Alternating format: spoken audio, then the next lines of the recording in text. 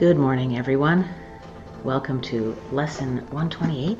We are invited to undertake 3 10-minute practices today. The world I see holds nothing that I want. The world you see holds nothing that you need to offer you, nothing that you can use in any way, nor anything at all that serves to give you joy. Believe this thought and you are saved from years of misery, countless disappointments, and from hopes that turn to bitter ashes of despair. No one but must accept this thought as true if he or she would leave the world behind and soar beyond its petty scope and little ways. Each thing you value here is but a chain that binds you to the world, and it will serve no other end but this. For everything must serve the purpose you have given it until you see a different purpose there. The only purpose worthy of your mind this world contains is that you pass it by without delaying to perceive some hope where there is none.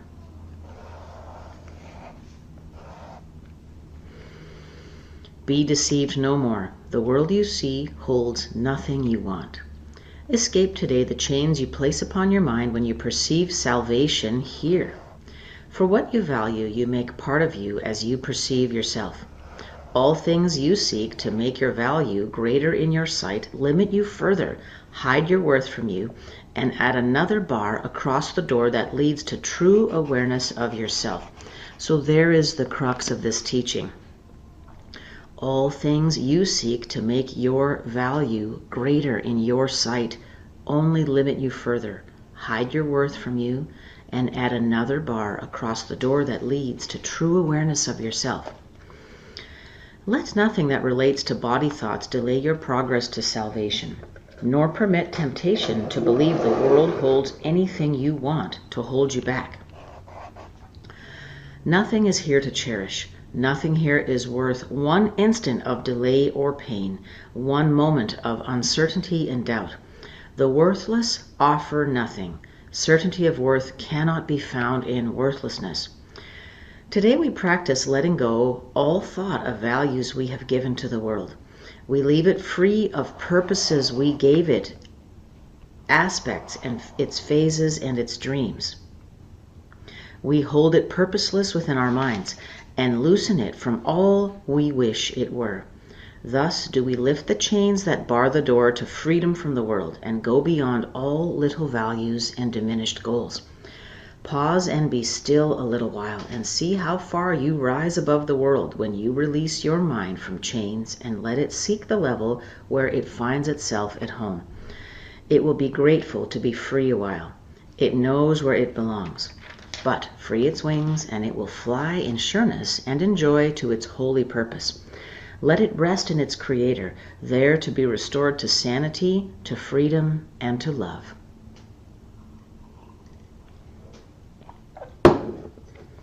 Give it 10 minutes rest 3 times today. And when your eyes are open afterward, you will not value anything you see as much as when you looked on it before. Your whole perspective on the world will shift little by little every time you let your mind escape its chains.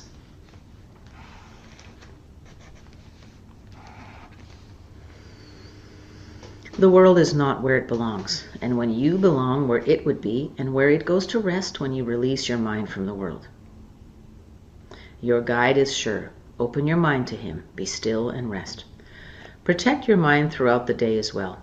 And when you think you see some value in an aspect or an image of the world, refuse to lay this chain upon your mind. But tell yourself with quiet certainty, this will not tempt me to delay myself. The world I see holds nothing I want. The world I see holds nothing I want. So this, on the surface, appears like an extreme teaching. How can we not want the health of our family members, right? And I'm not talking about, money, beauty, fame. We just want our loved ones to be well, right? So how can we not be attached to that? And if we review the core of this teaching,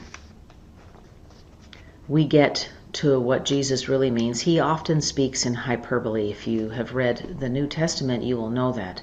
And so he speaks in hyperbole to us as well in A Course in Miracles. Escape the chains you place upon your mind when you perceive salvation here. So what he's talking about is not putting our self-worth and our purpose on the planet in obtaining success in traditional relationships and circumstances here. All things you seek to make your value greater limit you further. Hide your worth and add another bar across the door that leads to true awareness of yourself. So once again, we are being instructed that our self-worth does not lie in our relationship with people and things. Our self-worth lies with our Creator and with our connection to the Creator, and understanding that everyone else is also in the same boat. We are all united. We are all connected. Let's begin our 10-minute practice. Breathing in deeply. The world I see holds nothing I want.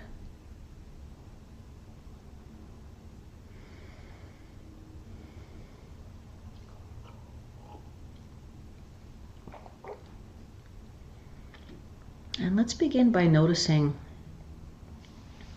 the things we think we need to have in order to be happy here, in order to be relaxed, to feel easy, to feel safe, to feel successful. What are those things we need?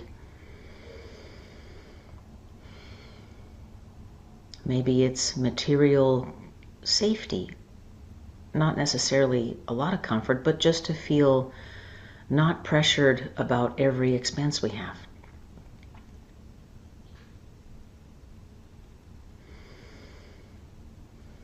And maybe it's the safety and health of our loved ones, our children.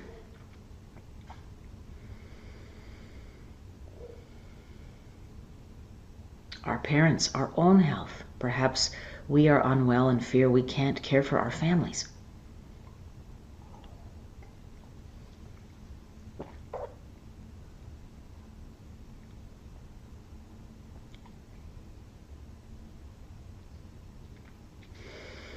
And then moving into the more obvious sort of superficial things we think we need to feel worthy, to be happy, enough stuff, self-respect among our peers, the right partner, the right relationship with a partner, beauty, thinness, health, time, vacations, travel, all those things we may think we need.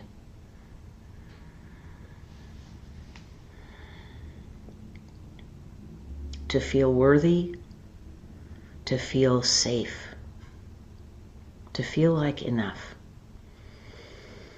Let's invite those camouflages to our unwillingness to rise to the surface of this practice. The world I see holds nothing I want.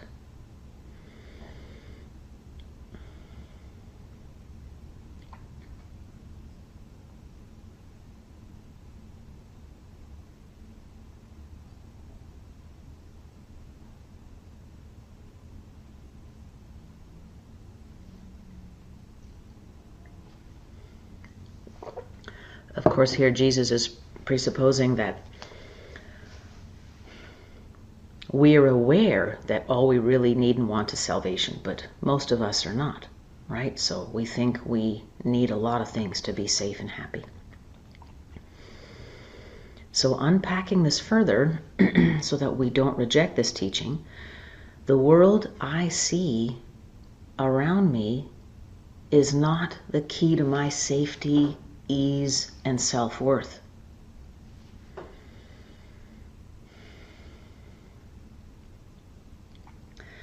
And that includes my own physical ease and well-being and the well-being of my loved ones. Sometimes we can't control these things. And controlling those things is not the key to our ease, safety, purpose, well-being, and joy while we're on this planet.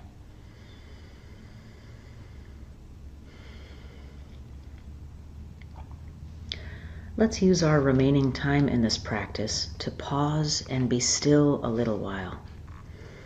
And see how far you rise above the world when you release your mind from these chains and let it seek the level where it finds itself at home.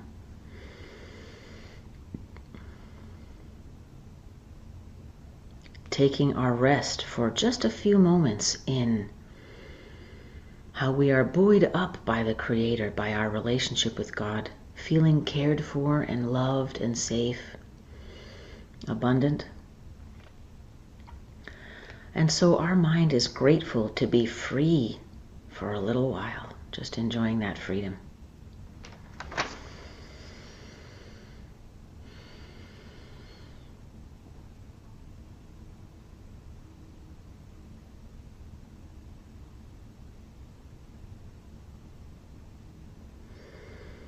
Our minds fly in sureness and joy to join our holy purpose. And the more time we spend connecting to this holy purpose, the easier it is to believe this extreme statement is true.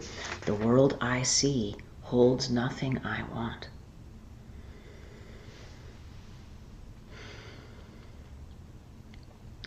Let us rest with the Creator, restored to sanity, freedom, and love. And we'll sit with this practice for a few more moments. As thoughts arise that counter this statement, the world I need holds nothing I want, let's say to ourselves, this will not tempt me to delay myself.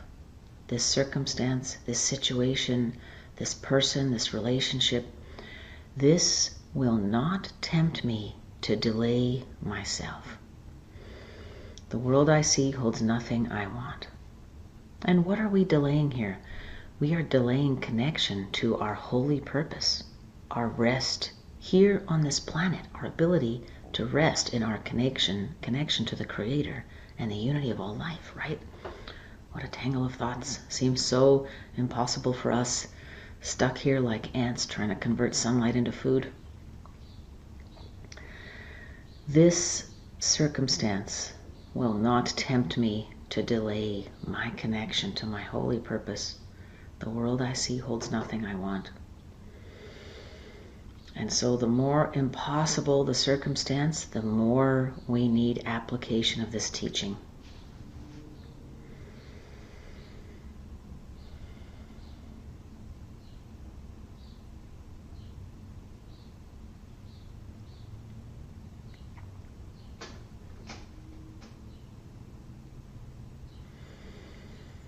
For me, hands down, it is the safety and well-being of my children as they launch into adulthood. I can no longer control or direct their circumstances, their choices, their relationships.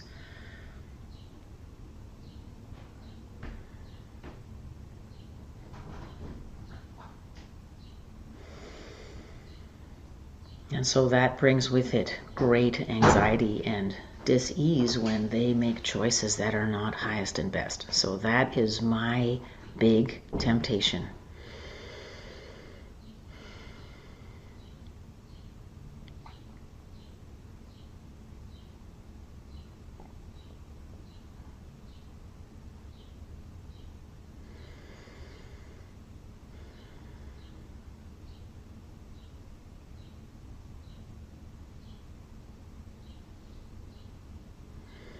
Visualizing my children as one with me, one with the Creator, all of us resting and easy in this wonderful place that Jesus has guided us to in this practice today.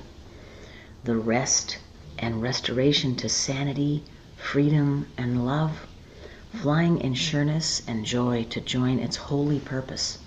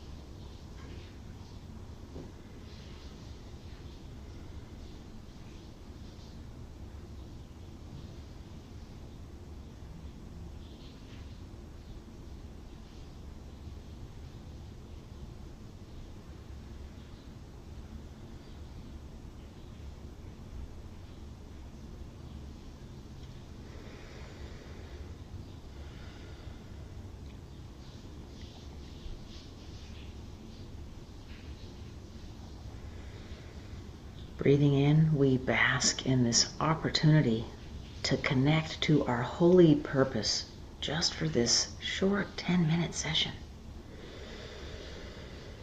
And breathing out, we release all of the temptations that delay our connection with our holy purpose.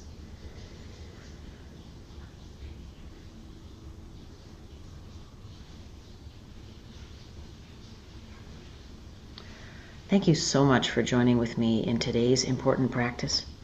I look forward to joining you twice more today for an additional 10 minutes, and then as frequently as possible during the day to remind ourselves, this will not tempt me to delay myself. The world I see holds nothing I want. Let's commit to setting our timers for every 30 minutes. And also, every time we are triggered by a situation or a circumstance, let's bring this important teaching and practice to mind. We are reprogramming our minds. It is the hardest thing we will ever do and the most worthwhile activity we can ever undertake. I am so grateful to be sharing this journey with you. Have a wonderful day. Bye-bye.